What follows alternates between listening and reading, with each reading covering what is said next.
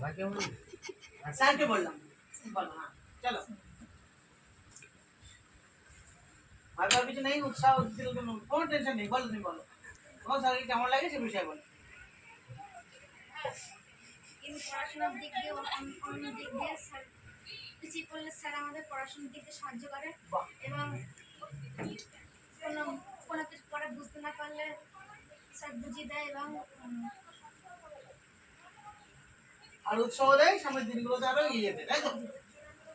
বলো বলো আর যেটা কথা বলো হয়ে যাবে এই টাইম হয়ে যাচ্ছে